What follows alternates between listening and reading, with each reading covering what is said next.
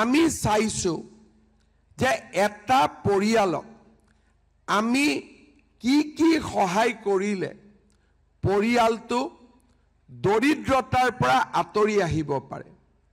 প্ৰথম, ঘৰখন চলিবৰ বাবে আমাৰ অন্ন লাগিব, অৰ্থাৎ আমাক খাদ্য লাগিব।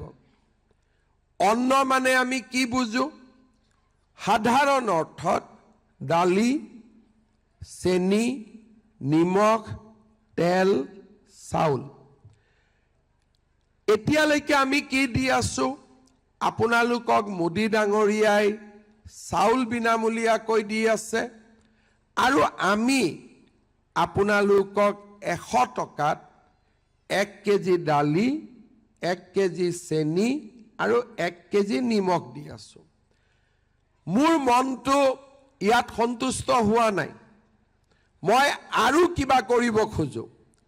সেইকাৰণে ভগৱানে আৰু বিশেষকৈ আপোনালোকে যদি মোক আশীৰ্বাদ কৰে, অহাবাৰ মোৰ মনত চেষ্টা হ'ব যে আপোনালোকৰ পৰা এটকাও নোলোৱাকৈ চেনি, দালি, নিমখ আৰু মিঠাতেল আপোনালোকৰ হাতত তুলি দিয়া।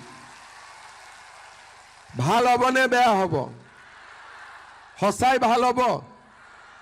তাৰ লগতে ফটক কৰি নহয়, লাহেকৈ, নহ'লে কোনোবাই ক'ব মামা কৈছিলে কৰা নাই, অলপ পিছলৈকে মই আপোনালোকক আধা কেজি চাহপাতো তুলি দিব খোজো। কিন্তু অলপ পিছলৈকে, সোনকালে নহয়।